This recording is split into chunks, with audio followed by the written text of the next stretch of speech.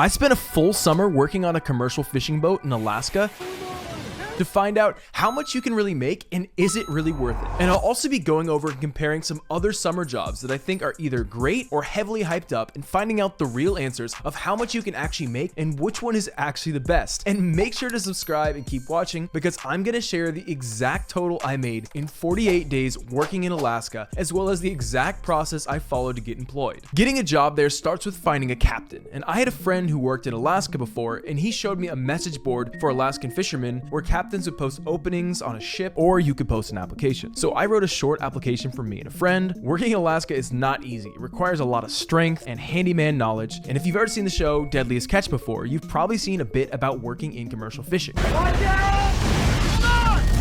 Well, Deadliest Catch shows commercial fishing in the most dangerous spots in Alaska, where you can also earn the most money. Most deckhand jobs will be in much safer and calmer waters. They're still dangerous, but not quite what you see on Deadliest Catch. The captains then started to contact us, and it was a lot. Now, there are a lot of captains, and not all of them are good. Some of them aren't the best fishermen, some of them are very strict and mean, and there's also lots of different types of fishing going on. Gill netting, salmon seining, crabbing, and each one comes with its own set of pros and cons. It's important to choose a good captain because as a deckhand, you'll usually be earning a percentage of the fish you catch. As a first-year deckhand, they called us greenhorns, and generally you would make around 8% of the catch, and then if you return, you get it bumped up to 10. It's also very season dependent. Some season there's lots of salmon, and some there are much less, and the price of salmon itself can fluctuate. I found a good captain, did some research, and got the job set for me and my friend. 14 days of crabbing in Southeast Alaska, followed by 34 days of salmon seining in Prince William Sound. And at the beginning of June, we caught a flight up to Alaska, landed in Juneau, and got settled in our home for the next 2 months. Yes, these were our quarters. The first month we spent setting up, getting the crab traps ready to go, loading up the boat, and fixing things around the boat to get it ready for sailing, and learning some knots that we needed to along the way. And Juneau actually turned out to be a super fun city with a great bar scene, great food, people from all over, and tons of events. Very isolated out there, but a great community. After prepping the boat for the week, we set out to the crabbing zone on a 14-hour journey. And finally, the Wildlife Commission opened up the waters for the season. With crabbing, once the waters open for the season, they never close, meaning that once you first get there and there's tons of crabs, you'll be working around the clock for at least the first 24 hours. First baiting, setting, and dropping crab pots weighing about 50 pounds each, and once all 300 are laid, almost immediately going back, lifting the pots, emptying and measuring the crabs, and throwing the pots back out. We worked for 6 hours before a quick food break and then another 8 hours before dinner, and actually managed to get a couple of hours of sleep before setting back out onto the deck to pick up the pots. For a week we stayed out there repeating the process. After that first day, we were able to leave the pots out longer and longer each time. As the crabs get caught, there's less to fill out the pots, so it takes longer for the crabs and for the bait to run out. And we really lucked out here as the season wasn't as great as it usually was. So by the last few nights, we were getting almost 6 and 7 hours of sleep. Last year, we heard they'd worked for the first 40 hours straight. We gave it a few more days, but as the season wasn't nearly as good as what it had been, we wrapped up early to head back to Juneau and get set up for salmon seining. We stopped by the crabbery first, where we unload the crabs from the fish hold, where they get weighed and we get paid. And for our total of 1 week of setup and 9 days of crabbing, we made about $5,000. Next, we had to get on that boat and get ready to go salmon seining. Seining works like this. A big boat will contain a massive net that's attached to a little smaller boat. The net has two sides, corks that float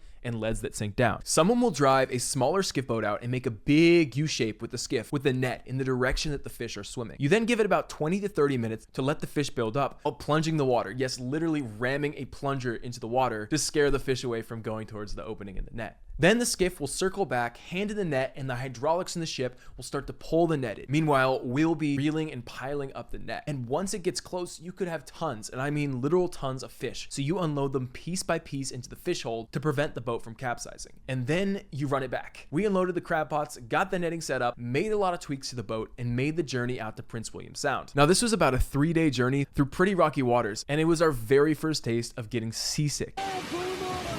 Luckily, we brought some Dramamine, and it didn't affect any of us too bad, and pretty quickly, we were able to get used to it. Unlike with the crabbing that was a free-for-all once it opens up for the season, the Sound opens up for fishing at 6 a.m. and then closes at 8 p.m. The ecologists for the Sound monitor the fish populations. If they're good, they'll keep it open, and if they drop too low, they'll close down fishing for a day. But you never know until 4 p.m. the day before. So usually how it'd go is we'd wake up an hour early to get set up. Each person on the ship had a different role. You usually have someone working the front of the ship and all the duties up there, someone piling and stacking the corks, someone doing the same thing for the leads, someone operating the little skiff boat, and then the captain steering the actual ship. I was on corks where I'd spin them as they came in, and it's hard work. It's heavy, it's taxing on the back, and you can't stop. When the net starts coming in, they just keep coming. And as you reel it in, it's pretty common that jellyfish would get caught in the net and rain down on my face, stinging me everywhere. It can also get pretty tense. It's a fast-paced environment, and if something goes wrong, it can turn angry real quick. In just one set like that, sometimes you're catching 10,000 to 100,000 pounds of fish at a time. Our most we got was 30,000, but I talked to a lot of other boats that season that did sets where they got 80,000 fish. By the end of the day, hopefully our fish hold was full, and we take it over to a boat where they would put a big vacuum into our fish hold and vacuum up the fish. And we'd have to go down there and make sure every last fish got sucked up. This is also where we'd get that final tally of how many pounds of fish we caught and basically what we made for the day. The sound would close at 8, and then this process would take about an hour. So if we ate dinner and got to bed right away, we could get about 6 to 8 hours of sleep at night. Sometimes there would be a line at that boat, and we'd have to wait our turn for an extra hour or two before we could finally turn in our fish for the day.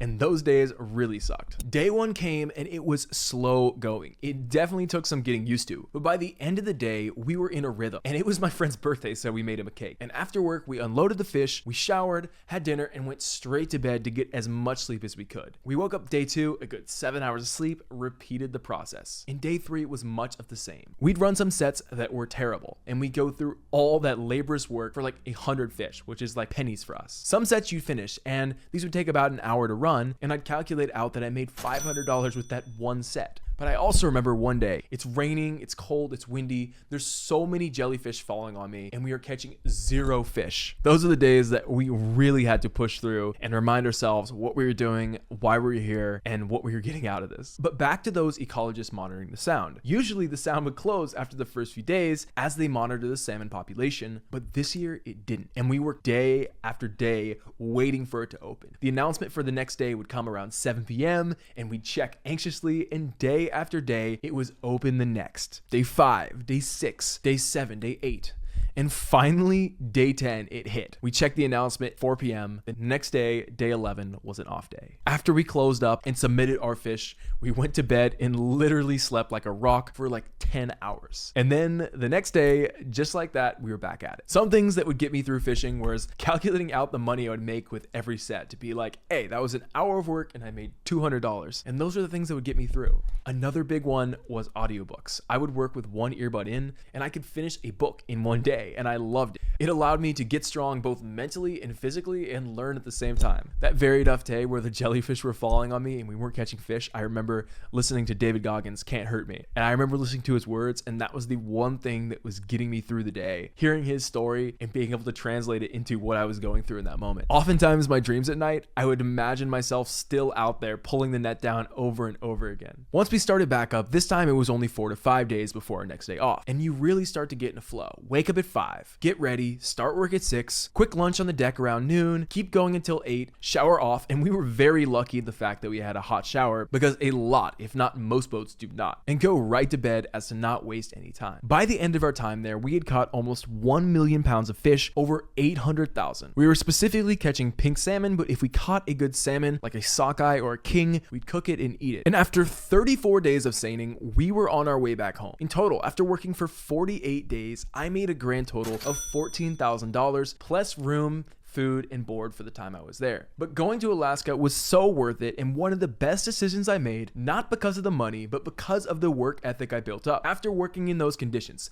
sleeping in those confines with such limited time, and putting myself through that, you build up insane willpower. And I came out of that experience a different person. I had way more discipline, I was way more driven towards my goals, and gave off a certain aura in my conversations that only someone who's been through something like that can understand. My energy and my ability to work through the day and get things done was unparalleled, and this experience led to me making much more money down the line. Now, because of this experience, I've strived to find more like it, to push myself to the limit, and there's a lot of great ones. Another great, similarly tough experience is tree planting in Canada, where you live on a camp and get paid per tree you plant for a portion of the summer. It's a lot of hard work, but you can make a lot of money too. I almost did this last summer until I couldn't get my Canadian visa figured out. I hope you liked this video. Make sure to subscribe, and I will see you next time.